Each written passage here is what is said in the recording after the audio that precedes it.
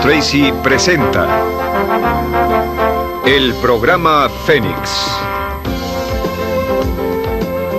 La psicología del logro.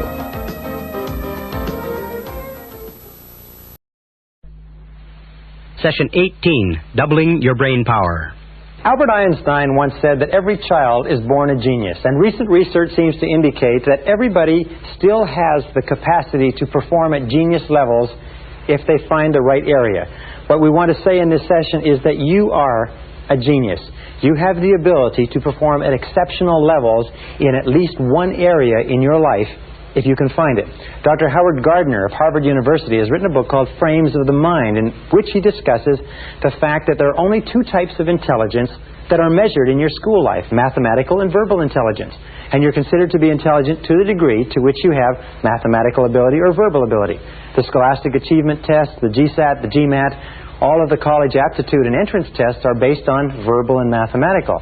But Gardner has found that there is artistic intelligence, too, that you may have. There is mechanical intelligence that some people have. There's intuitive intelligence. There's musical intelligence. And the most important of all, for your success in life, one of the bases of this course, in fact, is social intelligence. Your ability to get along well with other people. My little girl, Christina, is 7 years old. Christina may not get great grades in math, and she may not get great grades in reading, but I'll tell you what, when it comes to getting along with people, Christina is dynamite. And because she is dynamite, we know that as long as she's encouraged and supported, she's never going to have any problems in life. But let's go back to our main point. You are a genius. That genius, intelligence, creative capacity is something that is your birthright. It is as natural for you to be extremely creative as it is for you to breathe in and to breathe out. And when we say that every child is born a genius, let's look at a couple of interesting facts. In recent studies, they took children tested between the ages of 2 and 4 for intelligence. Between the ages of 2 and 4 is the first time that they can actually do intelligence tests, and they found that 94% of them tested out at highly intelligent and highly creative. Then they went back and they tested these same children at the age of 7 years, and they found that only 4% tested out as highly creative or highly intelligent. Now, why did this happen? Why this dramatic decline in creativity? Very simple. During the ages of 2 and 4 and the ages of 7, these kids got into things. They touched things, tasted things, smelled things, felt things. They ran around. They were terrible 2s, terrible 3s, fantastic 4s, and so on. What they did is they found that when they did these things, their parents got irritated. Their teachers got irritated. Their siblings got irritated. They got shouted at and spanked and discouraged from getting into things, from exploring their world with the kind of excitement that children do. And they learned if you want to get along, you better go along. So eventually they became passive. They started off in school. They sat in neat little rows. They spoke when they raised their hand. They were told when to go to the bathroom and so on. But the wonderful thing is that even if this has happened, the creativity goes underground, like an underground river. And we're going to talk in this session about how you can bring it back to the surface. By the way, an interesting study was done at the University of Minnesota some years ago called Operation Baby Snatch. Operation Baby Snatch was based on a psychological study at the university to test what were the factors that led to creativity in children. And what they did is they identified a variety of different mothers in the greater Minneapolis area that were mentally retarded. That is, that they had IQs of 80 IQ or below. And each of these mothers was identified at a time where they were having children. And they set up an experiment where students in the psychology department would go to these parents' homes, pick up the children at an early age, take them to the university, put them in an environment where they would be played with. They would be stimulated. They'd play music. They'd have toys. And the students would experiment with them and keep them busy and hold them up and play with them and so on. At the end of this experiment, as the experiment went on, when they reached the first age that they could test them for IQ, which was at about 5 or 6, they found that these children tested out at IQs of 130, which, as you know, is moving into the exceptional range. An IQ of 140 is considered to be genius. An IQ of 130 is just a few points below what it takes to get into Mensa. When they tested them again a couple of years later, they tested at 132 IQ average. What was the key? What was the key to this incredible development of their mentality? They found the key was stimulation. the key was stimulation. They found that they could take a child, and in its early formative years, the level of intelligence and creativity that develops is in direct proportion to the quality and quantity of stimulation that a child receives. Now, what does this mean to you and I? Well, it means if you have children, the kindest thing that you can do for your children is to provide them with a stimulating environment. It means that if you wish to be a highly creative person, the kindest thing that you can do for yourself is to provide yourself with a stimulating diet of different books, tapes, ideas, people, situations, environments. Even driving different routes to work has a tendency to break us out of our rut and out of our comfort zone and get us to think differently. Now, there's a thing called the law of use, or a principle called the law of use. The law of use, as it applies to a muscle, a physical muscle, is that if you don't use it, you lose it. If you don't use a physical muscle for any period of time, it atrophies and it becomes incapable of being used. The law of use also applies mentally to your level of creativity. It says that if you don't use your creativity, it atrophies, just the same as a muscle will. But the wonderful thing that we have found out in case after case is that if you begin to tax your creativity, if you begin to place demands on it, the same as you would with a muscle if you began lifting weights, if you begin to place demands on it, you begin to bring it into action. You begin to make it move and to, if you like, stimulate new ideas and new thoughts. So the key is to begin to stimulate your mind by feeding your mind with all kinds of things that cause you to break out of your standard rut. Now, there's another interesting part of creativity that's important, and that is language. One of the things that we have found is one of the closest correlations in our society, direct correlations between success and anything, is success and word knowledge. Is that the average English-speaking person uses less than 1,200 words in their vocabulary, in their day-to-day vocabulary, out of a vocabulary of 500,000 or more possible English words. We find that your level of creativity and your level of intelligence is directly proportionate to the number of words that you know the meaning of and that you can use in conversation. Now, there's two types of words, by the way. There's words that we never use in conversation, we only read, but there are words that we use in conversation all the time.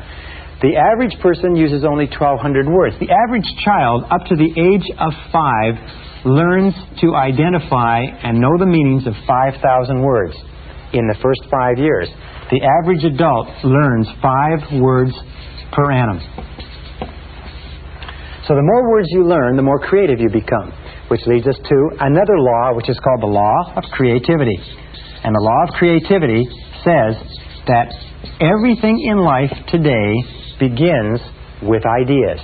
That everything begins with ideas. That your success, your progress, your happiness, all your wealth, the development of your life depends proportionately on the quality and the quantity of ideas that you develop. And surprisingly enough, if you concentrate on the quantity of ideas, and I've done an enormous amount of work in creative thinking, if you concentrate on the quantity of ideas, you'll find that the quality of ideas is a function of the quantity. Some people say, well, they're only going to come up with a few ideas.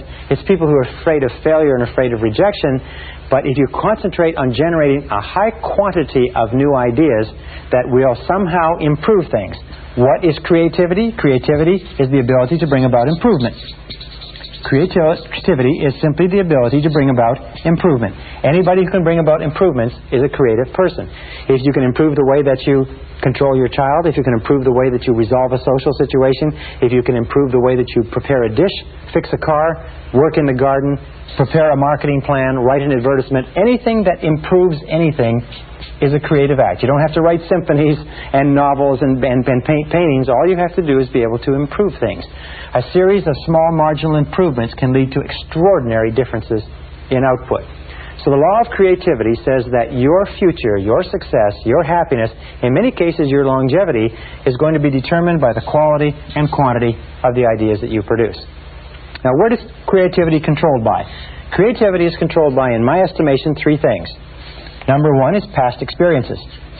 If you have grown up in an environment, especially a childhood environment, where you've been encouraged to think creatively, then you'll be a creative person. Our children, and I know this, our children, no matter what they come up with, we always tell them how intelligent they are, how creative they are, how interesting they are, how much fun they are, and we're always talking in their presence and when they're nearby about how creative and how smart our kids are. So our kids consider themselves to be little geniuses.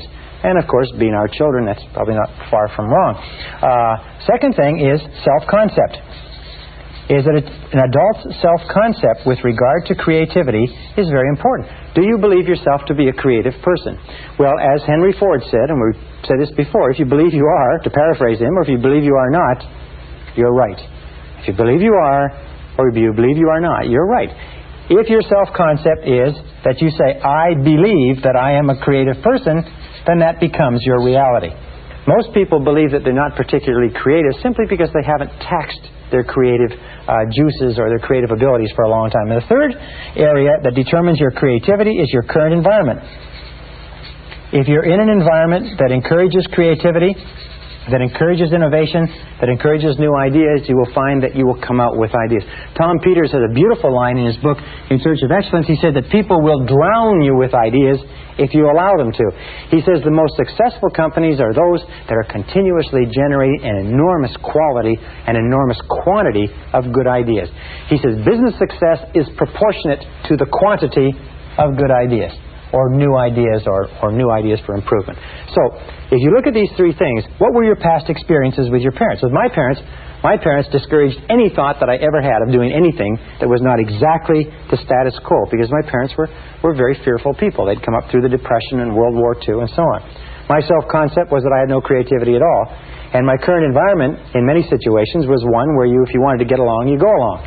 But if you begin to shake these off, and you begin to realize that you are creative, then you start to actually make it your reality. Now, there's two types of personalities. There's what we call the mechanical personality, and there's what is called the adaptive personality. The major difference between these two types of personality is the mechanical personality is rigid, and the adaptive personality is flexible. The mechanical personality tends to be dogmatic. In other words, they say, this is the way it is. And they make statements that are what you might call black-white. Everything is yes, no, up, down, black, white. Almost what is called absolutist. An absolutist statement is, this is the way it is. Absolutely, as Rocky would say. The adaptive person is open-minded. They're always willing to look at different approaches. They realize that no question is settled, so they're always questioning. They're always asking additional questions. Well, they say things like, what about this? Or what if we do that? Or why don't we try this? Or that's a different idea. And they tend to be, if you like, fluid. If a new idea comes along, if they've just made a decision and a new idea comes along, they drop the one decision, they pick up the other. They're very, very flexible and flowing. And you'll find that the adaptive personalities are the most successful and the happiest personalities. In fact, there's a direct relationship between low self-esteem and insecurity on this side. Insecurity on this side, people falling back on being insecure, and high self-esteem and security. People who feel good about themselves are willing to question ideas. So you have to ask yourself, where are you on this graph in terms of being mechanical or being adaptive? And here's 4 easy questions that you can ask yourself. There are 4 easy ways that you can analyze yourself. Ask yourself this: how easily can you say one of these 4 statements on a scale of 1 to 10? Statement number 1, how easily can you say, I was wrong, I made a mistake? I was wrong, I made a mistake. You see, people who are adaptive, people who are flexible and fluid, are quite willing to admit, I made a mistake, I was wrong, and change their mind and change it and do it better. Another statement, and people who are mechanical, if you like, or rigid, are people who cannot admit that they made a mistake. So what they do is they work very, very hard to cover up. They work very, very hard to defend themselves and protect their mistakes, rather than saying, I made a mistake. Once you say I made a mistake, there's no more discussion. Then you get on with the solution. Here's another thing, another statement. How easily can you say, on a scale of 1 to 10, I changed my mind? I changed my mind. Yes, I thought it was a good idea at the time, but I changed my mind. The ability to change your mind is a mark of the flexible person. How easily can you say, I don't know? Got a scale of 1 to 10. If somebody says, a child, a parent, a boss, how easily can you say, I don't know? Or the final statement, how easily can you say, I need help. I can't do it by myself. I don't have the capabilities. I need somebody else to help me. I need help. I changed my mind. I don't know. These are the statements of the flexible person. All right, so let's look at a couple of other aspects of creativity. We have the law of use. We have the law of creativity. We have the fact that language and vocabulary are directly connected to it. We have the fact that self-concept is a critical part of creativity, that the more you like yourself, the more you believe in yourself, the more creative you're likely to be. And so we ask, the next point is questioning. Just simply the ability to ask questions. The more willing you are to ask questions over and over again, the more willing you are to say, well, what if we do it a different way? What if we change? What if we do exactly the opposite of what we're doing? What if we do more of it? What if we do less of it? What if we discontinue it altogether? These are the questions of the creative person. Now, as I said before, you are a genius. The only question is, are you going to develop your genius to its full capacity? The only way that you can develop your genius to its full capacity is to begin to use some of the techniques that we've talked about in this seminar. One of them is to have very clear goals. If you have very clear goals that you wish to accomplish, clear goals will stimulate your creativity, as we'll talk about in the next module. The second part is to begin to use affirmations. And the best affirmation is, I am a genius. I am a genius. I am a genius. And repeat that over and over again. An astonishing thing will happen if you repeat this over and over again. If you take your conscious and your subconscious mind, when you begin to state over and over again in your conscious mind, I am a genius, I am a genius, I am a genius, you drive the message into the subconscious. Do you know what the subconscious does? The subconscious says, oh no, you're not, you turkey. You haven't come up with a good idea in 10 years. You say, but I'm a genius, I'm a genius, I'm a genius. You drive the message down. You impress the message in your subconscious. Now, the subconscious knows you. It's been with you for a long time. It knows that you don't ever come up with any worthwhile ideas. But if you keep insisting, I'm a genius, I'm a genius, I'm a genius, you keep driving the message in, the subconscious eventually says, okay, if this is the new command, if that's what you want, here you go, smart guy, here's an idea. Do something with it.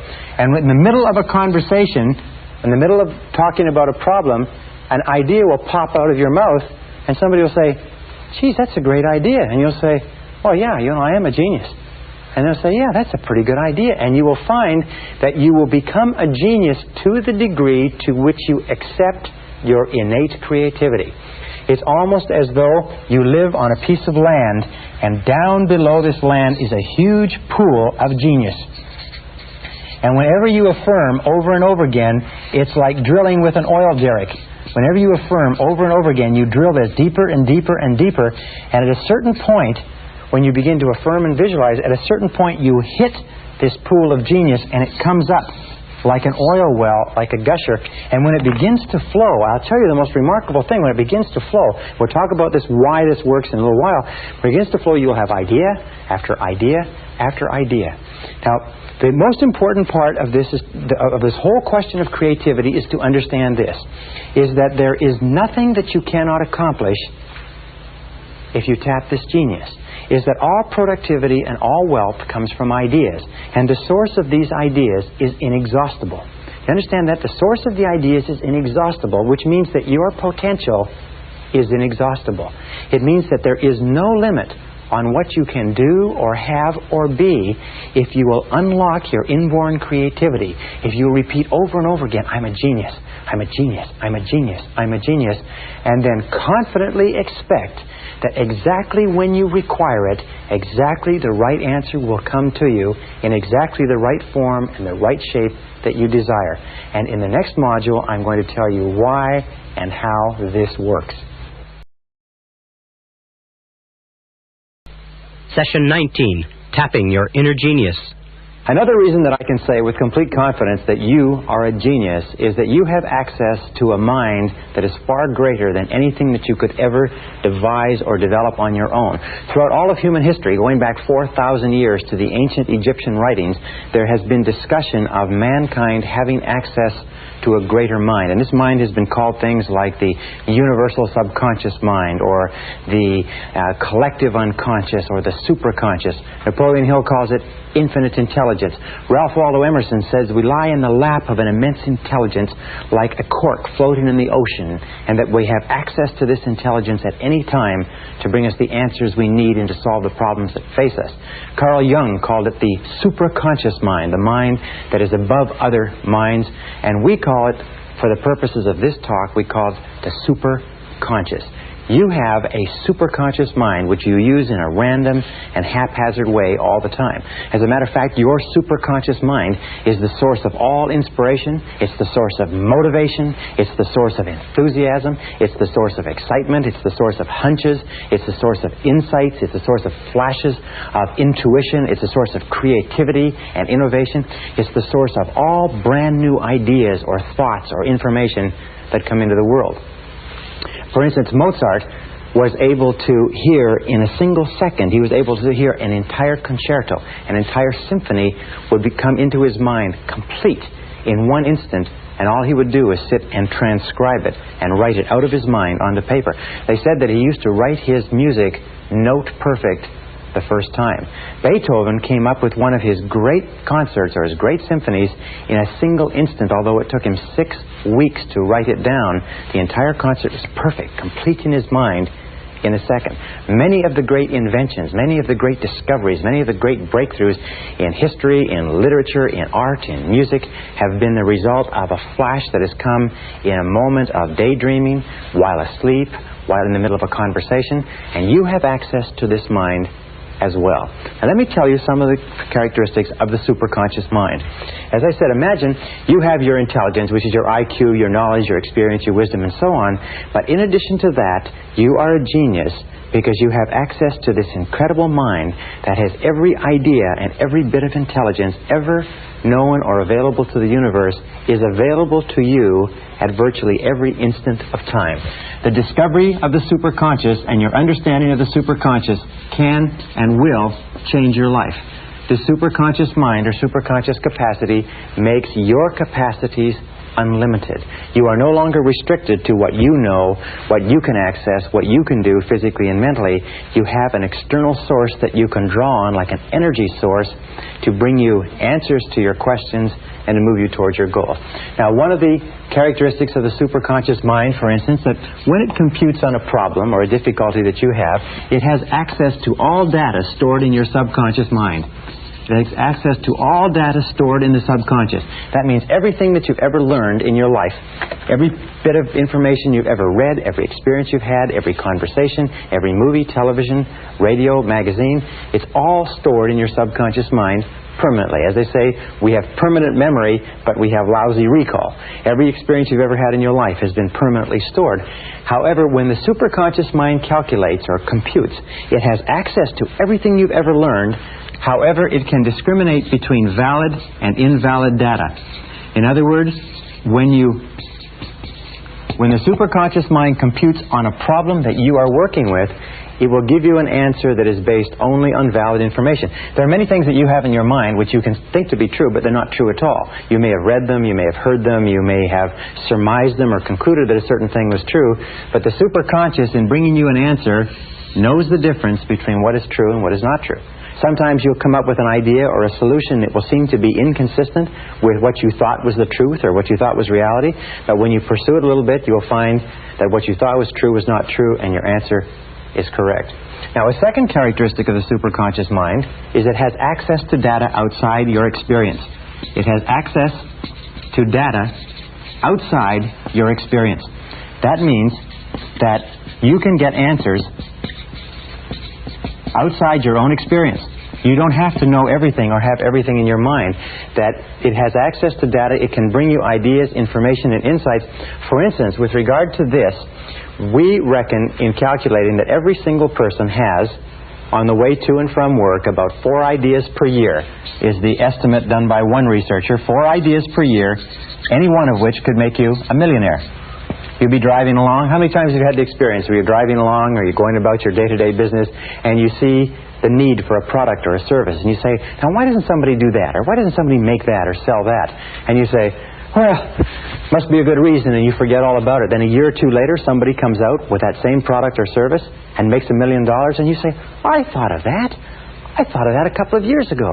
The difference was that the person who came up with the idea may have come up with it at the same time you did. Maybe you tapped into this energy source simultaneously, but that person had confidence or faith in their ideas, and you did not. There's a funny line from Groucho Marx, and Groucho Marx once said, I would never join a club that would have a person like me for a member. Very often we turn down our own ideas because they're our ideas. We say, that's my idea, it can't be any good. Listen to the ideas that come to you on a day-to-day basis, because very often, if one of your goals is to achieve financial independence, this mind will send you the ideas that you need to achieve financial independence. Here's the third characteristic of the superconscious mind, is it functions on a non-conscious basis 24 hours a day. It functions 24 hours per day when you are going about your normal business. That means that once you have programmed a goal or a problem or a difficulty or any question at all into the superconscious by thinking about it, dwelling upon it, getting it clearly defined in your mind, you can put it aside and go on with the rest of your work. And what will happen is that it will compute and compute and work, and then it will bring you exactly the answer you need. And we'll come to that in a second. The superconscious mind automatically and continuously solves every problem on the way to your goal. Automatically and continuously solves every problem. All right, put a line here. Solves every problem.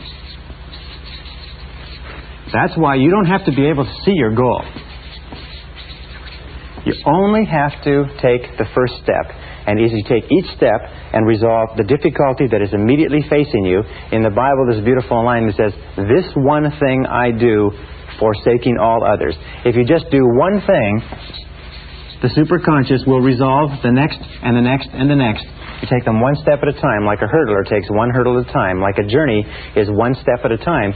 The superconscious mind will automatically and continuously solve every problem on the path to your goal exactly as you meet it and exactly in the way you require. Now, a fifth quality of the superconscious mind is that it is capable of goal-oriented motivation. Sometimes people say, well, I'm not motivated. And invariably, when you talk to a person who is not motivated, you find that there's nothing that they want very badly. When you decide upon a goal or an objective, something you want to be, have, or do, the superconscious mind releases motivation. It is the superconscious mind that gives you the energy and the enthusiasm and the excitement that moves you toward it, but it requires a goal that you intensely desire. That's why we talk so much about goals in this course. Goal-oriented motivation, it releases ideas and energy for goal attainment. The superconscious mind is a source of what is called free energy. In other words, you can actually tap into this energy, and when you're excited about a goal, it doesn't matter how physically fatigued you are, you seem to be able to tap into a source of energy outside yourself that can run you and propel you, sometimes day after day, week after week, on only a few hours sleep a night. Everybody's had the experience of being caught up and involved in something that's really important, really exciting, really driving, requiring tremendous commitment, and you just have energy flowing continuously. Nikola Tesla, the great electrical genius, was actually able to tap this free energy to run the electric lights and the electric appliances in his home in a way that we still don't understand. But in order for goal-oriented motivation to be released by the superconscious, you must have clear, specific goals. This is the key. The goals must be clear. Clear, specific goals are what release this motivation. There's an old saying, which is a little bit trite. It says, feeling listless, make a list. What it means is that if you're feeling listless and you make a list of 10 things that you want to accomplish in the next year, you will find that just writing that list of 10 things will give you a jolt of energy, almost like a detonator going off. Now, a sixth characteristic of the superconscious mind is that it responds to clear, authoritative commands. Responds to clear, authoritative commands. Now, what are clear, authoritative commands? Well, one example of clear authoritative commands is positive affirmations. Whenever you use a positive affirmation, whenever you say, I earn X number of dollars, I weigh X number of pounds, I like myself, I am responsible, I feel terrific. Whenever you use these commands and you emotionalize the commands, that's why they must be authoritative and they must be emotionalized. You drive this message from the conscious into the subconscious, and the subconscious accesses the superconscious. So emotionalize your words. Use clear authoritative commands, and every time you use a clear authoritative command, it drives the idea deeper, it activates your superconscious abilities. It also responds to decisiveness. It's very interesting. There's an expression which I like to share with you, and it's simply this. It is, get serious. I have met men and women all over the country over the last few years, and I've noticed there's an interesting thing that successful people say. When I ask them, how did you come to become so successful? I mean, what was the turning point? Where did it change? You know, the words they use over and over again are these. They say, well, I finally decided to get serious.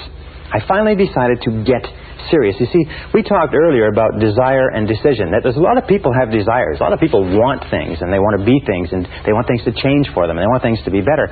But they never make the decision to do something.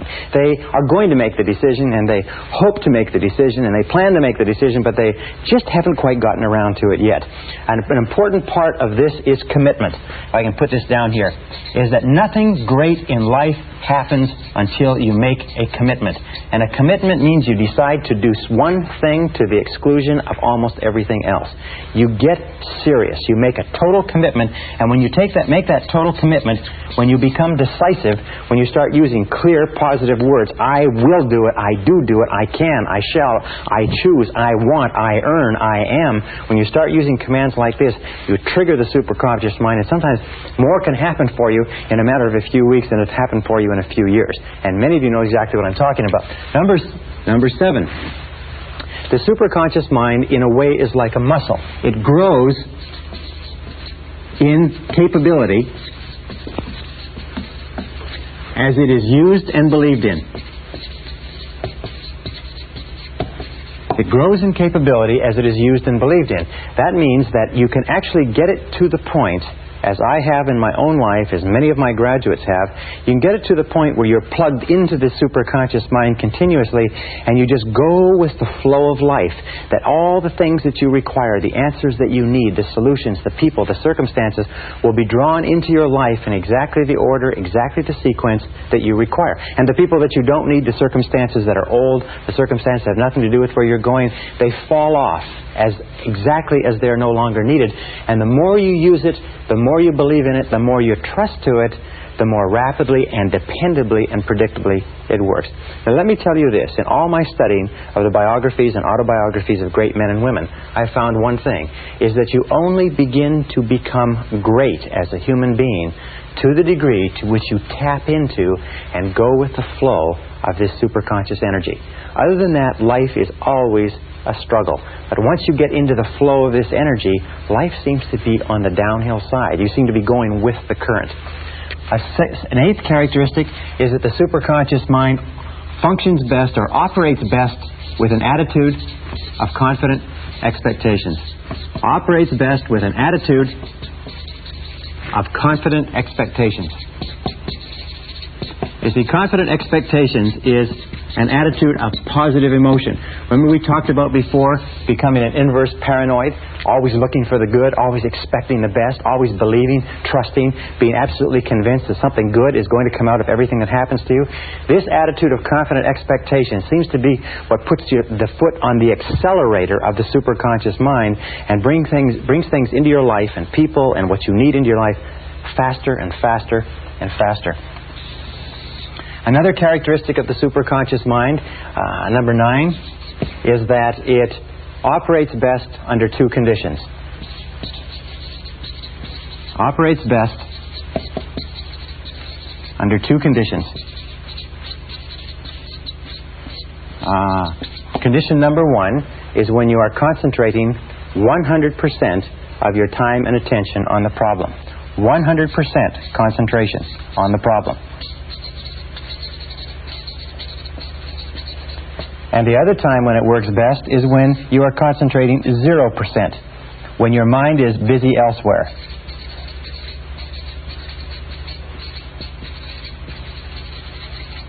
Those are the two things, but somehow the superconscious mind does not function in between. So the key, or the solution to activating the superconscious mind, is to try consciously to solve the problem. Now here is a very simple way to do it. You start to solve the problem by, number one, defining clearly what it is. Define your problem or define your goal. Write it down, discuss it, get it very clear in your mind. What is it that you're trying to achieve, avoid, or preserve? Number two is do some research. Gather information. Look around, read, talk to people, go to the library, call people who know, call experts or authorities on the subject. Get as much information as you possibly can. Almost all good decision-making comes from getting information. I've had experiences where I have had a clearly defined problem or situation, and as I'm thinking about it, I say, where can I get some information? And bang, the name of a person you may not have spoken to for a year will pop into your mind.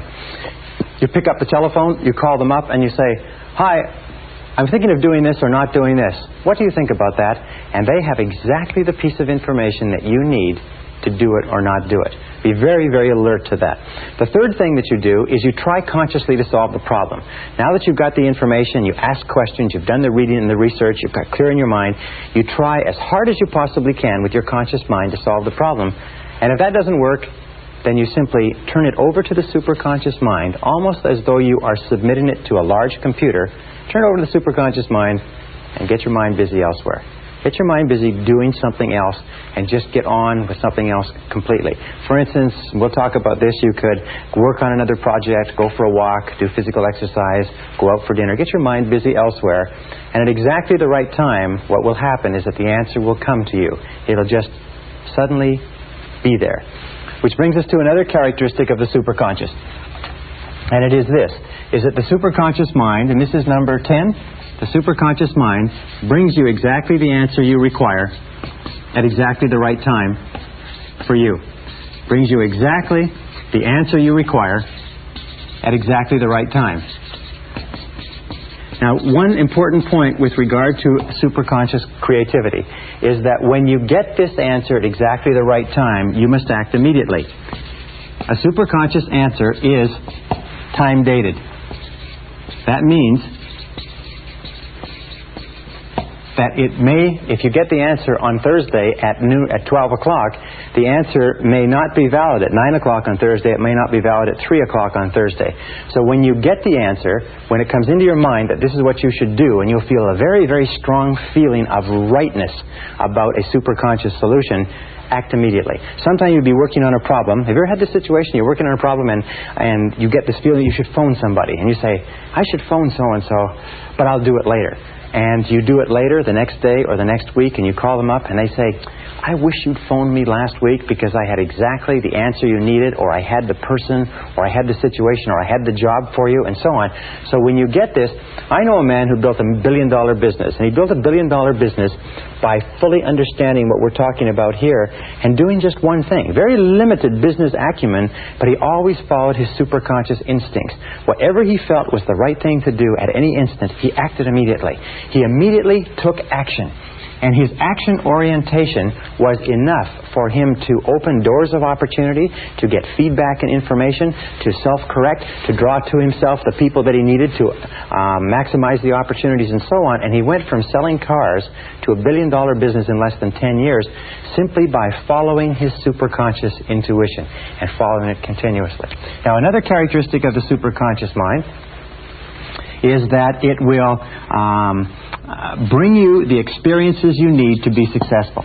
It brings you the experiences you need to be successful. This is one of the most incredible things I've ever found in my life. It brings you the experiences you need to be successful. And it'll bring you a whole bunch of different experiences. Now imagine that this is you here.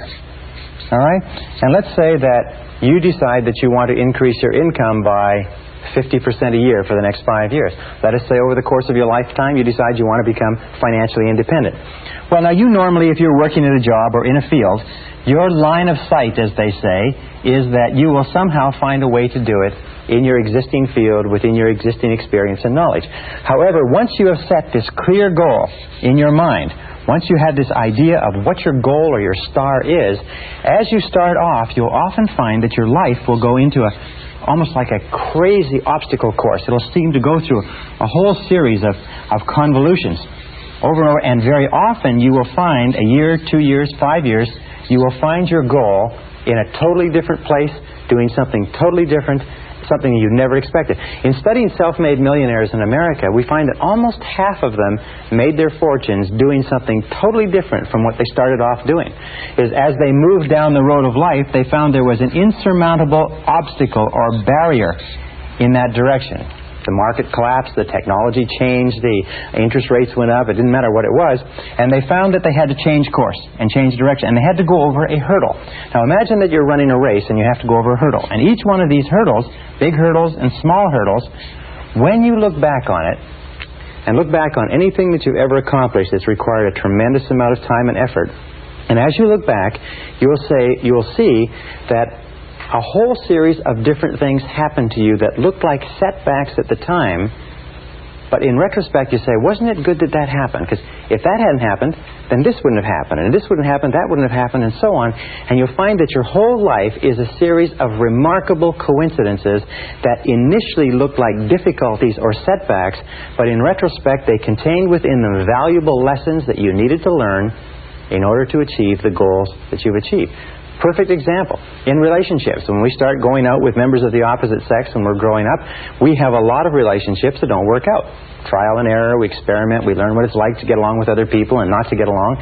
And we think at the time that the relationships are not working out that this is a terrible situation. It's very emotionally stressful. But then when we finally find the relationship that's right for us, we look back and we say, boy, wasn't it good that we had all those difficult problems, because if we hadn't, we'd have never reached the point where I am now, which is being in the relationship that you wanted. I think the way they say it is you have to kiss a lot of horny toads before you meet the handsome prince or princess. So each time we go over one of these lessons, we learn a valuable, each time we go over one of these hurdles, we learn a valuable lesson. Now let me tell you this too, is that very often your greatest success comes just before, or just after, your greatest failure. In Napoleon Hill's study of over 500 successful men and women, he found that almost every one of them had faced their greatest failure, the point where they felt they should have quit. There was no point in going on. Everybody else told them it was ridiculous. At that point, they persisted a little bit further, and wham, they made their greatest success. You notice Thomas Edison, one of the greatest inventors of the century, was broke or nearly broke many times. Henry Ford went bankrupt almost 3 times in the course of building his fortune. Many of the most successful men and women have fallen on their faces over and over and over again until they have finally arrived where they wanted to arrive. Now, what does this mean? It means that you have to adopt the attitude that every single time you run into a roadblock, every single time you fall down, single time you lose some money, you lose some emotion, you lose some time as a result of a temporary setback, you have to believe that this has been sent to you as a valuable experience that is moving you toward accomplishing your good. And here is a very simple technique that you can use. And I call it the movie technique. All right? Now imagine that you go to the movie. And you get there, and it's very, very late. All right? And you get in, and they let you get in even though it's toward the end of the picture, and the new picture is going to be starting in a little while. And you go in, and you watch the last 10 minutes. So we call this the last 10-minute technique. All right? You watch the last 10 minutes. You see how the movie ends. You see how everything comes together. You see how the hero advances. You see how everybody achieves. You see how it all falls together and everybody ends up happy, and so on.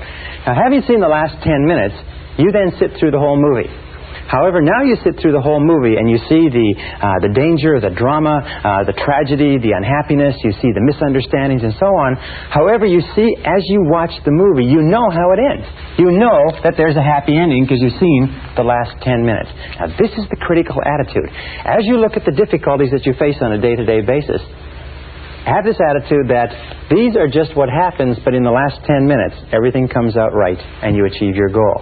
So take a look and take this philosophic attitude toward every difficulty as this is part of the movie, but I know that in the last 10 minutes, it's all resolved. Just pretend that you already know the end of the picture, and that pretending will make the movie come out exactly as you desire, and probably better for you. Number 12, the superconscious mind makes all your words and actions, makes your words, what you say, and your actions, and their effects. And this is the critical word, and their effects. In other words, the result of your words and actions fit a pattern consistent with your self-concept and your dominant goals. Fit a pattern consistent with your self-concept and your dominant goals. What does that mean? That means that the subconscious mind, which is a mechanical part of your thinking, makes your words and actions fit a pattern consistent with your self-concept. If you feel good about yourself, your words and actions will be consistent with that. If you feel negative or tired or fatigued, your words and actions will be consistent with that. However, the superconscious mind, once you have planted it with a very clear goal or set of instructions, will make your words and actions and the effect of those words and actions conspire together to bring you towards your goal. You've all had experiences where in the middle of a conversation, something will just pop out of your mouth, and you'll just say it, and you never thought to say it, and it will turn out to be exactly the right thing to say in that situation. It may be in a date with a member of the opposite sex. It may be in a business meeting. It may be on a sales call. But you'll find that you'll just naturally say exactly the thing or the words that are appropriate for the situation. And you'll find that if you just trust to this and you have this feeling that you should say something, or let me tell you this also, every so often you'll be in a conversation where you're planning to say something. You're planning to bring out a particular point. You're planning to make a particular presentation. But something inside you will be saying no. It'll be blocking it. Or the other person will keep saying things that stop you from making it. What you do then is the superconscious mind is telling you don't say this because it's not consistent with your ultimate aims and desires. So whenever you feel that you're not sure whether or not you should say something or bring something up, the best rule is don't do it at all. Just hold off and you'll find out it was the best thing to do. Now, there's two words, by the way, which are very popular today. One is called serendipity. Serendipity is the process of making happy discoveries. It's found that there are certain people who have the capacity to always find the things they need, the people they need. They find the book they need, the particular spice they need, the particular piece of cloth or furniture and so on. But they're always stumbling across the things that they need. And this is called serendipity or serendipitous behavior. The interesting point is when we've discovered when we've studied people who have this serendipitous capacity, we find that the discoveries that they make are all consistent with goals that they have set. In other words, you only find things when you're looking for things. That people don't make happy discoveries unless they are looking for something to contribute toward their goals. And there's another word called synchronicity. And synchronicity is the process or the coincidence of events where two or three things that are totally unrelated happen simultaneously, and we call this synchronicity or synchronizing of events. And the interesting and only factor in synchronicity is that all three of the events conspire together to help you achieve your goal. Now, there's some interesting work done on synchronicity. It says that there is a higher order or a higher organization of events where events are organized on the basis of meaning. And the meaning that they have, the significance that they have, is defined by you and what your goals are. So very often you'll get a phone call, read a book, hear about an article, and visit a person, and all of those simultaneously will come together to bring you what you're after. Be very alert to these two happening. Now, number 13 is the superconscious mind contains all monitor circuits. Contains all monitor circuits. That means that you can pre-program the superconscious mind, and it will work for you. Two ways that people pre-program the superconscious mind all the time is parking spaces. Many people find that by confidently expecting there to be a parking space wherever they're going, there always is. That you can pre-program your mind, sometimes 10 out of 10, 20 out of 20, to get a parking space even on a busy street, even in a busy shopping center. And if you get there and they're all full, you'll find that somebody is holding your space and they back out just as you arrive.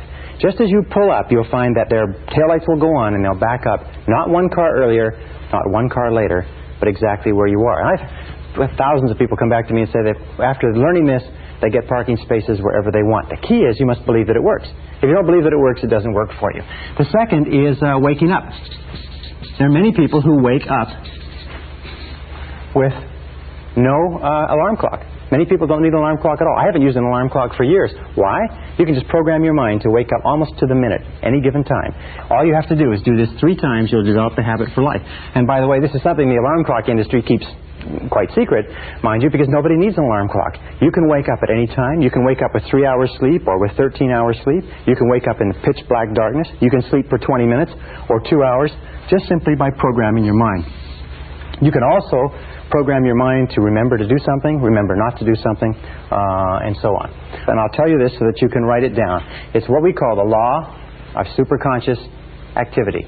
The law of superconscious activity. And it is this, is that because of the power of the superconscious mind, any thought, plan, goal, or idea that you can hold in your mind, your conscious mind, on a continuing basis, must be brought into reality by your superconscious mind. Any thought, plan, goal, or idea that you hold continuously in your conscious mind and that you intensely desire or intensely fear must be brought into reality by your superconscious mind. Whether positive or negative, good or bad for you, if you can hold it continuously, if you can emotionalize it, if you can visualize it, in your conscious mind, the superconscious mind will begin to organize the entire universe of experience around you to draw into your life the people and circumstances necessary to make that idea come true. What we've been saying throughout this entire program is that your thoughts are extremely powerful, that your thoughts objectify themselves, that your thoughts become your reality. And it is this understanding of this superconscious capability that makes it a fact that your thoughts do become your reality. So keep your mind on what you want, keep it off of what you don't want. Think continuously, think non-stop, think all the time only about what it is that you want, and keep your mind completely off of the things that you don't want. The reason why so many people are unsuccessful and unhappy today is because they think continuously about the things that they don't want. The reason that a very few people, the elite, are successful, happy, prosperous, growing, and so on, is because they keep their mind on what they desire. In the Bible it says the rich get richer and the poor get poor. Or it says, in the Bible it says, from him who hath, even that which he hath shall be taken away, but to him who hath, even more shall be given. The rich get richer and the poor get poor. What do the rich think about? What do the rich dwell upon? What do the rich concentrate on? What do the rich attract to themselves? What is the law of correspondence with regard to the rich? It is the rich are always thinking of production, affluence, money, wealth, and so on. What do the poor think about all the time? Yes, the poor think about poverty, lack, loss, limitation, ill health, how little money they have, and whatever you think about on a continuing basis, you draw into your life and you make into your reality because of this superconscious capability. No matter how big your goals are, no matter how far away they are, if you can hold them in your mind on a continuing basis, you can make them your reality. Well, how do you activate the superconscious mind? Here is the most powerful of all. We call this the master method of activation. It is called solitude. You activate the superconscious mind with solitude. Now, how do you use solitude? We call this go into the silence. Go and sit down quietly by yourself for 30 to 60 minutes. 30 to 60 minutes. Most people in our society have never sat quietly for 30 to 60 minutes in their entire lives. Yet I will tell you this method works 100% of the time. That any problem that you have, any difficulty, any challenge, any goal that you want to accomplish, if you'll go into the silence and sit quietly and then listen to the still small voice within. Listen to the still small voice within. The still small voice within. This is the key. You will find that at a certain point, probably at about 25 to 30 minutes, your mind will go completely clear, and then a flow of ideas will start to flow into your mind. You'll feel energy welling up inside you, and at a precise moment as you sit there in complete silence, no cigarettes, no coffee, no music, nothing, just complete silence, at a particular moment, Your mind will go clear, and wham, exactly the answer you need will come at exactly the right time. And if you will get up and go and carry out that answer, it will turn out to be exactly perfect. There's a lot of things that you can do to stimulate the superconscious mind aside from solitude. Visualization, affirmation, daydreaming, relaxing, classical music, natural environments, meditation, taped affirmation, all activate the superconscious mind. Now there's three sources of a superconscious solution. Three critical sources. Number one is intuition. It'll come from inside. You'll get a very, very strong feeling that this is the answer. Number two is chance encounters. You will meet people, or you will meet books, information, material, ideas that will give you the critical answers that you require. And number three is unexpected events. Unexpected events. Things will happen that are totally unexpected, either within your life or in your external environment. And if you look into them very closely, you'll find that very often they contain exactly the answer, exactly the insight that you're looking for. So be very alert to intuition. Be very alert to chance encounters. Be very alert to unexpected events. Now, how do you tell a superconscious solution? This is how you tell it. Number one is that when the answer comes, it will be 100% complete. It will answer every aspect of the problem. It will be, that's it. That's the answer. It'll be so clear, and it will be simple. This is the wonderful thing. It'll be very, very simple. Number two, it'll be a blinding flash of the obvious. You will say to yourself, why didn't I think of that? Why didn't I think of that? That's so obvious. It's so logical. A blinding flash of the obvious. Now, one other key is the emotional component. Is that when you get a superconscious solution, that means exactly the right answer for you, it is always accompanied by a burst of joy and energy. Your self-esteem goes up, you feel positive, you feel happy, you have what is called a feeling of elation. You feel great that you say, wow, this is perfect, this is the answer. You get so excited sometimes you have to run and go to the bathroom, but you want to call and tell somebody, you want to do something. A superconscious solution always comes with the energy necessary to implement it. For instance, if you get a superconscious solution, just as you're going to sleep or in the middle of the night, you will wake up with your heart pounding and your mind racing and your blood streaming, and you won't be able to get back to sleep again. So let me conclude by saying this. Again, the law of superconscious activity, the most important single law that determines your destiny and everything that you do and everything that you'll ever accomplish, is that any thought, any plan, any goal, any idea that you can hold continuously in your mind must be brought into reality by the superconscious.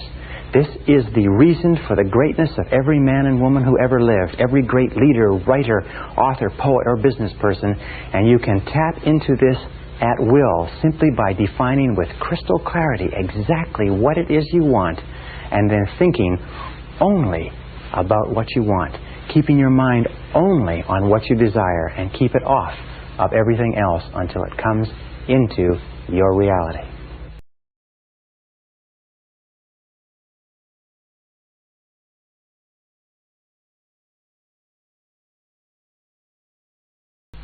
Session 20, Creative Problem-Solving Techniques. Remember when we talked about that survey that was done where they checked the IQ of 1,000 people at random, and they found the difference in IQ between the least intelligent and the most intelligent was only 2.5 times? And we talked about, with regard to income, how people earning $250,000 a year are not 10 times smarter than people earning $25,000 a year.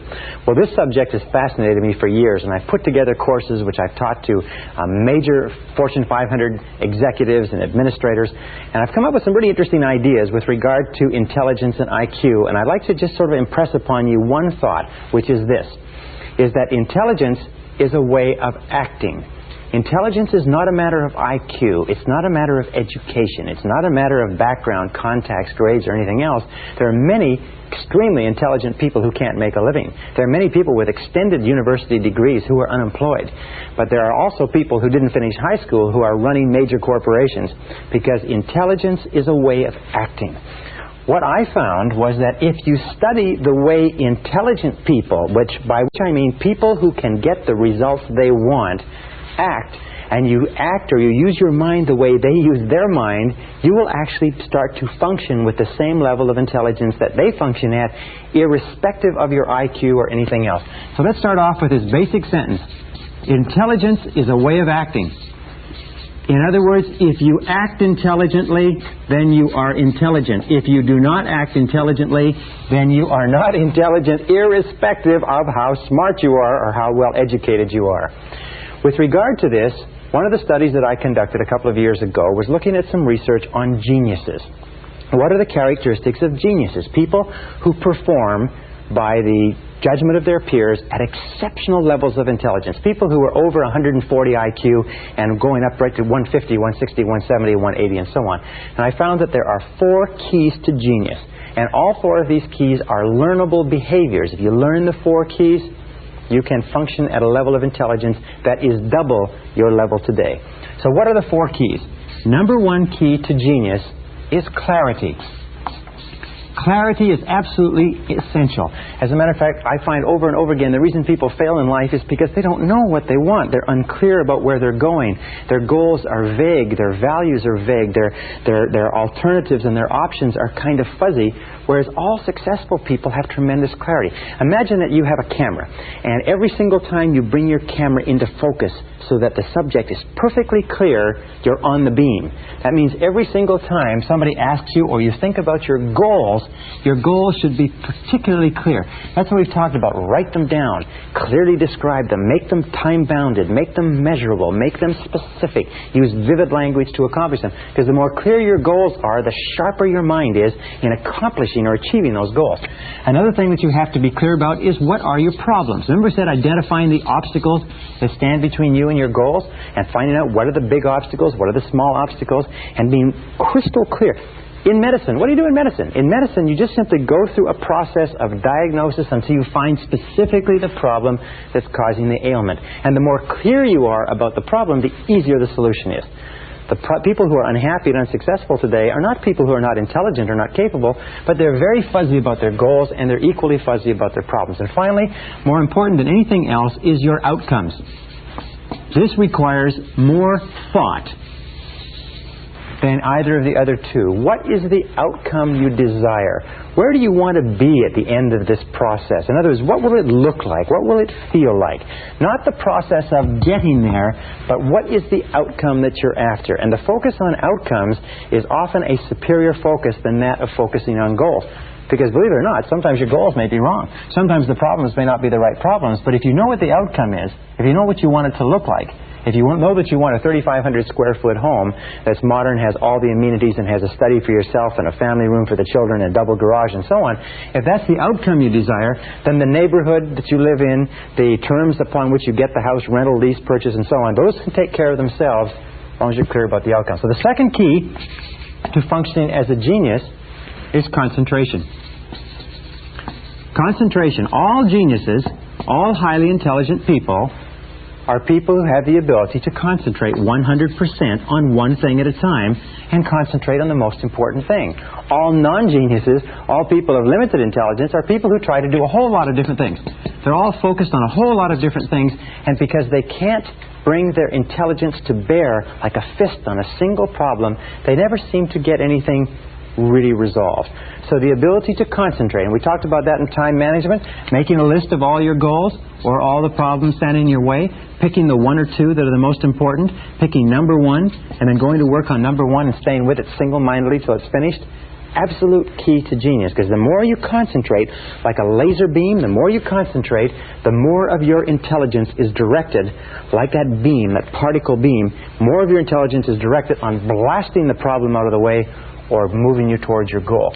Now, the third quality of genius, which you can develop, is the ability to keep an open mind. You see, we find that people who are very intelligent tend to be open-minded in that they are willing to look at a variety of different approaches.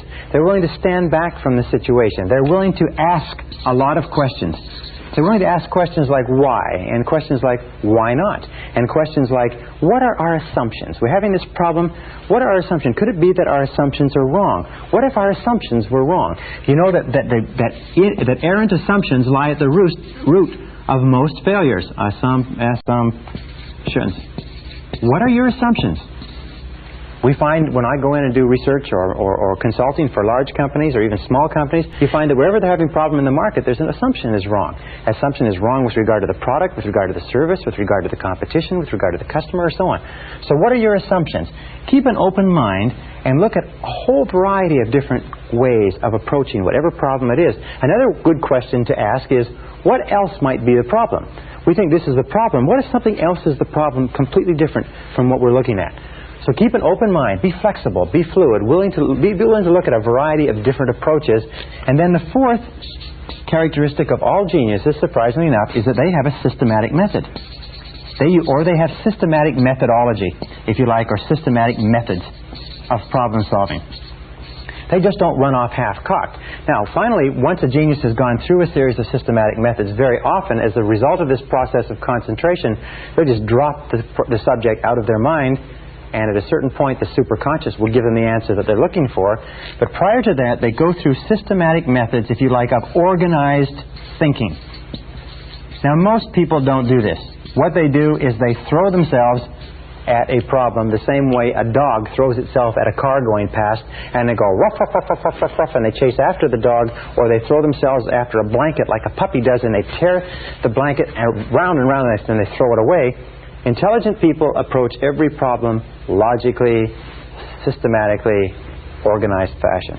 So let's talk about 3 methods of creative thinking that you can use to, like a particle beam smasher, that you can use to smash through about 90-95% of any problem that you'll ever face, any obstacle, anything that stands in your way. And the first is what I call mindstorming. Now, mindstorming is a very simple technique. It was developed many, many years ago. It can be done by yourself, or it can be done with other people. More people have become wealthy and successful using this technique than any other technique I've ever seen. I've used this myself for years, and it is absolutely devastating in how rapidly you can come up with great solutions to even the most complex problems. Mindstorming is often called the 20-idea method. The only thing that's necessary to use this 20-idea method is a piece of paper, a pen, and discipline. Why is it that people don't use this method more often? A, they don't know it. B, they're not disciplined enough to use it. But if you will use this on a systematic basis, you will be astonished at the results from the very first time. Well, the 20-idea method simply says this. Take a sheet of paper. Best time to do this is first thing in the morning. And write your major goal or objective at the top of the page in the form of a question. Let us say that you want to increase your income from $30,000 to $45,000 over the next 12 months. So what you do is you might write at the top of the page, what can I do to earn $45,000 over the next 12 months? That would be the question. Or let us say it's a time management question. What can I do to get 2 more hours of productive time every day? Or let's say it's a health question. What can I do to lose 5 pounds a month until I get down to my ideal weight? You put that at the top of the page in the form of a question, and then you force yourself to write 20 different answers. You just keep forcing yourself to write 20 different answers. Now, the first 3 to 5 answers that you'll come up with are pretty easy. The next 3 to 5 are more difficult. The last 10 will be like squeezing blood from a stone, because your mind, if you haven't been using it on a regular basis, will be very slow to respond to this demand. Just like a muscle, if you went into a weight room and began to pump iron, your muscles would respond very, very slowly. But after a week, a month, 2 or 3 months, you could go in and you could work out all afternoon. So put it at the top of the page and generate 20 answers. And then at the end of this, pick 1 answer and implement it immediately. Just simple as that. If you'll do this, this technique is so astonishingly powerful. It's amazing. You will come up with ideas out of your mind that will absolutely astonish you. Things will come out on the paper underneath your pen that you never believed were in your brain. I have given this exercise to many groups of executives, and I found they've come up to me and said, you know, sometimes it's the 20th answer that's worth all the other 19 put together. People have come up to me and said that 20th answer, by forcing yourself to write 20 answers, that 20th answer sometimes is the answer they've been looking for 6 months. So using this exercise, then take 1 and apply it immediately. Why? It's because that locks into the subconscious and the superconscious that you are serious about this process. Well, if you were to do this 5 days a week, every morning before you start off, and you were to generate 20 ideas every single morning before you started off, and you were to do this times 50 weeks a year, taking 2 weeks off for holidays and taking weekends off where you don't have to think at all, you would end up with about 5,000 ideas per year. If you were to take one idea per year, or one idea per day, times 5 days per week, times 50 weeks per year, it would equal 250 ideas per annum that you would be applying in your life in a world where the average person doesn't use one. Do you think if you used this method on a systematic basis, it would change your results? Do you think if you used this method of creative thinking on a regular basis, you would start to see some progress or some changes? The interesting thing is that if you use this method every day, now I must tell you quite honestly, personally, I cannot use this method for more than 3 days in a row. And the reason is that by the third day, I am coming up with so many ideas that I do not have enough time in the day to implement all the ideas. And they are good ideas, they are sound ideas, they are practical ideas. In many cases, they are superconscious solutions that pour out onto the page. They are insights that are worth sometimes hundreds, sometimes thousands, and I've had ideas that have been worth tens of thousands, even hundreds of thousands of dollars. I do consulting for corporations. Occasionally I'll come up with an idea when I'm doing a consulting assignment for corporations with this exercise that will be worth hundreds of thousands of dollars to them because it will be a unique distillation of a series of factors that suddenly crystallize like a flashbulb catches the photograph with all the details. It'll suddenly crystallize in a superconscious way and bang, there will be the idea. So I strongly urge you to use this method starting today. Take any goal, any problem, any difficulty, write it as the form of a question and try it once, and you will be astonished at how effectively it works. As a matter of fact, I've had many people come back, hundreds of people come back from my seminars and say that idea changed their whole career, changed their whole business, changed their whole family life, changed many, many aspects of their life. All right, now the second method that I want to teach you is a method that you can use by yourself, but you can also use it with groups. You can also use it as a sort of a form of group problem solving, and it's a systematic method, part of which was developed at Harvard University, and part of which was developed by a series of other creative thinkers and in think tanks, and which I've combined into one method. This method is absolutely amazing. It's like firing a cannon at tissue paper. I have never seen a problem that cannot be dealt with this simple method. All right, it's got about 9 steps. Step number 1, starting point, is confident expectations. Confident expectations seems to open up the mind, relax the right brain, activate the superconscious, and seems to tune you in to solving a problem or difficulty at a higher level. So confident expectations are very simple. Assume a logical solution. Whenever you're faced with any kind of difficulty, assume a logical, workable solution. Say to yourself, well, there's a logical, workable solution here.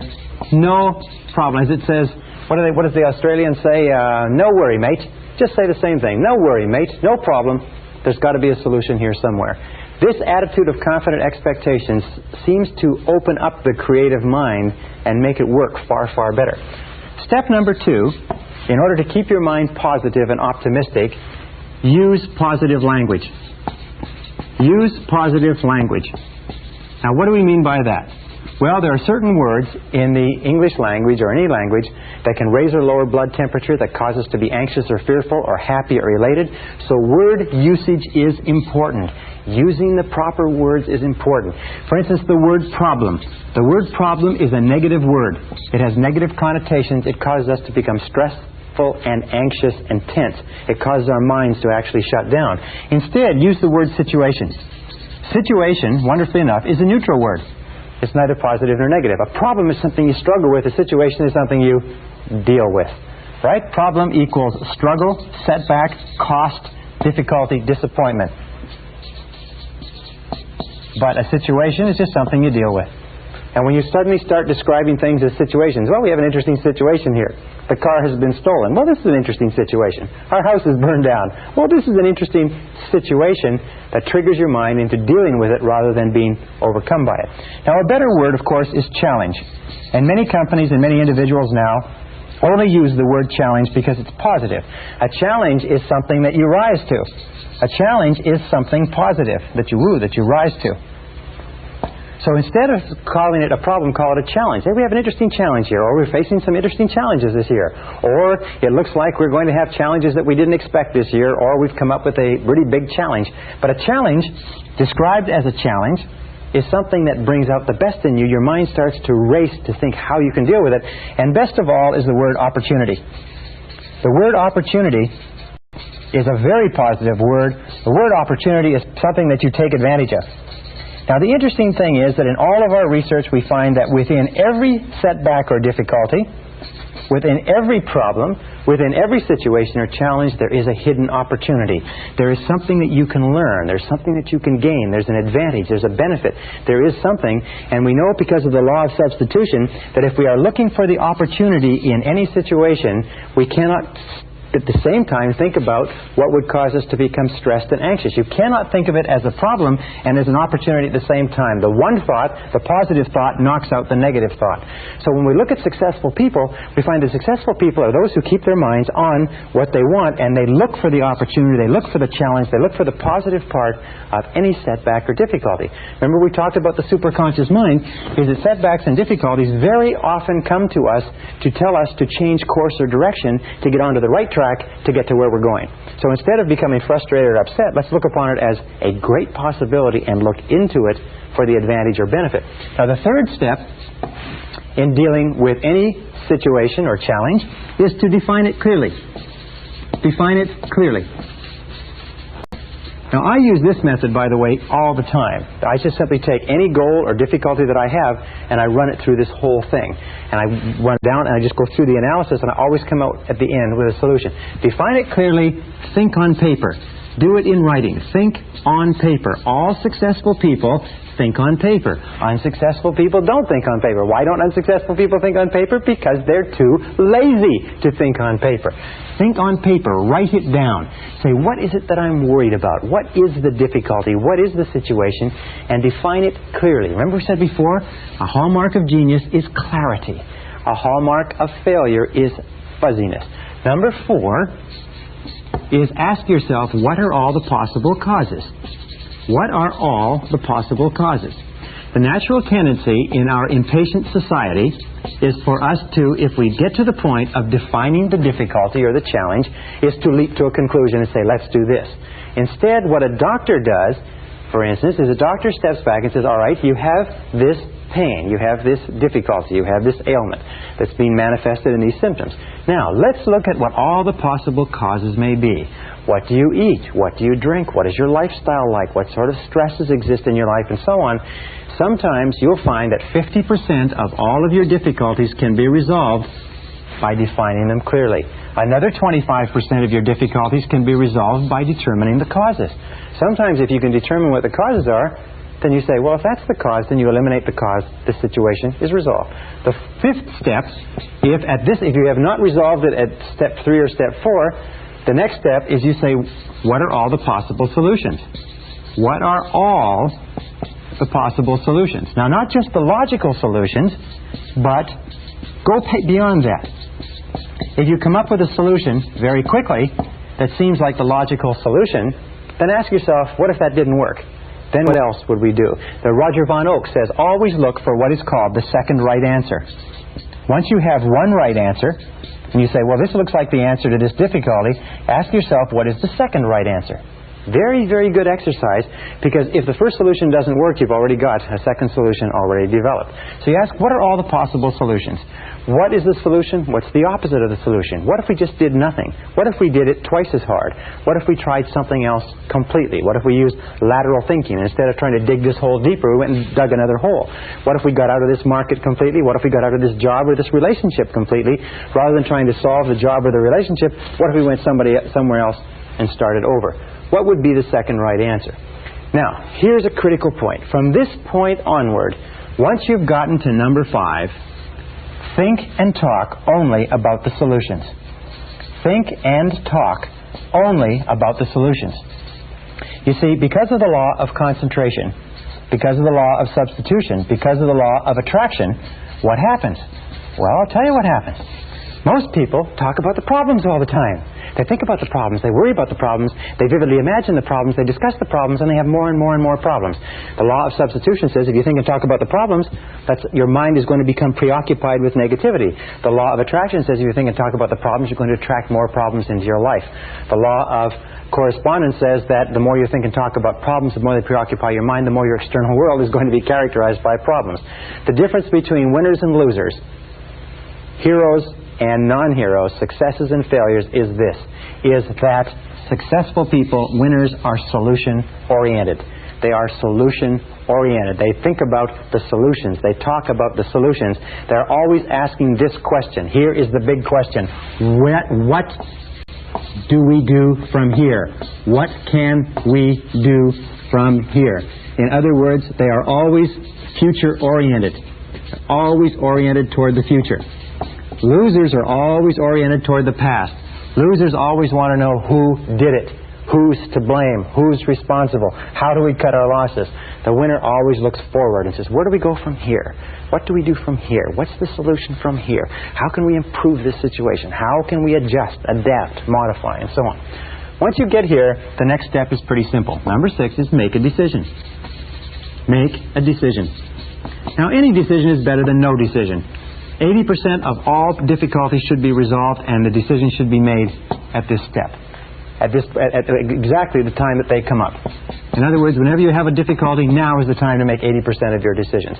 Indecision, by the way, indecisiveness is a major reason for failure. Indecisive people don't succeed in life. Being decisive is more important than being correct, because the more decisions that you make, the more feedback you get, the smarter you become, the more accurate your decisions become. The fewer decisions you make, the less feedback you get, the less learning takes place, the poorer as decision maker you become. So make a decision. Remember, 80% should be made right now, and the others can be made simply by saying, all right, I can't make the decision now, I need more information. I'll set a deadline, Thursday at noon, I'll make the decision no matter what information I have. Number 7, by the way, this is a great tension reliever. Great tension reliever is make decisions. Indecisiveness is a major source of stress. Number 7 is assign responsibility. Assign responsibility. In other words, ask yourself this question. This is the big question. Who is going to do it? Who is going to do it? Very often people will go through this exercise, they'll make the decision, they'll be happy, they'll be elated, the stress and difficulty is gone, and then they all go back to work and they come back to a meeting 2 weeks later and nothing has been done because nobody has been assigned specific, and that's probably the word, assigned specific responsibility. Who is going to do what exactly? And that brings us to number 8, set a deadline.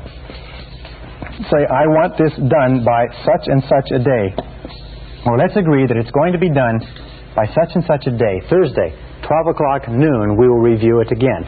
And of course, once you've set a deadline, number 9 is take action. Launch. Do you know, an interesting time management study I read recently says that 20% of the work, the first 20% usually accounts for 80% of the value of the job. If you can launch it, they say well begun is half done. And number 10 is inspect what you expect. Inspect what you expect. One of the most important rules of success in life is once you have made an agreement that something is going to be done, inspect it, check on it, control it, monitor it, keep in touch. I have a good friend that says that delegation is essential but not abdication.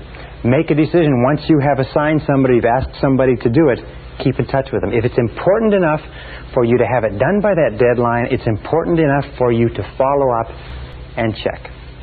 All right, there's one final method of creative thinking which you can use with your husband or wife, with your co-workers, with your friends, with your associates.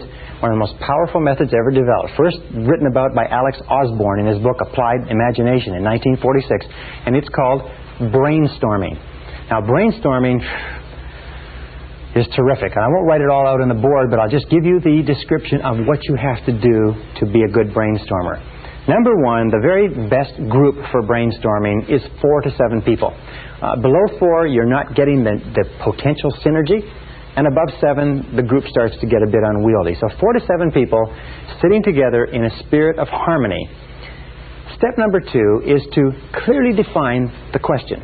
And the more simple and precise the question, and the more concrete the answers that you're looking for, the better the brainstorming exercise works. For instance, you could say in a sales organization, you wouldn't say, what can we do to increase sales? Because the question is very vague. It's fuzzy. Remember, clarity. What we would say is, what can we do to increase our sales by 20% over the next 90 days? Then everybody can bring their minds to bear on the question. Now, the third step with regard to brainstorming is time. The best period for brainstorming is between 15 and 45 minutes. 30 is ideal. So what you do is you say, we're going to brainstorm this question. What can we do to increase our sales by 20% over the next 90 days? And we're going to do it from 4:15 to 4:45. Next step is idea generation. Now, this is really critical. Instead of generating ideas and then evaluating them, what you do is this. And this is what Osborne found. He said what blocks brainstorming is that you have the idea generation process, and somebody comes up with an idea and somebody says, that wouldn't work, that's stupid, that's ridiculous, we tried that once before. And as soon as somebody says anything critical about an idea, everybody just shuts up. And so you sit there and everybody becomes a little bit hesitant. Why? It's because when you criticize an idea, you trigger the deep down fear of rejection that goes back to early childhood. So what you do is you divide. You have idea evaluation, this section, and idea generation separated by a wall of time, so that you put time between the two. And here you go for quantity of ideas. So in a 30-minute session, say 30 minutes, you say, let's see how many ideas we can generate focused on how we can increase our sales by 20% over the next 90 days. And over here, you can take more time, and here you go for quality. Now, what is the role of the leader? In a brainstorming session, the leader is not to dominate. The leader is to stimulate. A good business person, by the way, will bring their staff or their associates in on a regular basis to stimulate them into brainstorming, at least once per week. But don't dominate the conversation. Record all answers. Record all answers. Very often, somebody will come up with an answer in a brainstorming session which will be a superconscious solution. The superconscious solution may be so excellent that even the person who came up with it and the people at the brainstorming session are not aware that it is a brilliant breakthrough. But when you take the ideas and evaluate them later, or somebody else looks at the ideas, they may say, that's what we're looking for. This is exactly right. So with regard to creative thinking, remember this. Let me repeat. That intelligence is a way of acting. That you can function at least twice the intelligence you're currently using by doing what geniuses do. Be clear about what you want. Concentrate single-mindedly on the goal, the problem, the situation, or the outcome you desire. Keep an open mind. Be flexible and look at all possibilities. And then use systematic methods of problem solving like we've discussed. Try any one of these methods. Use them on a regular and systematic basis, and I can guarantee you, you will be astonished at how smart you really are. This is the end of Side 2. Please fast forward the tape to the end to cue up Side 1 for your next listening.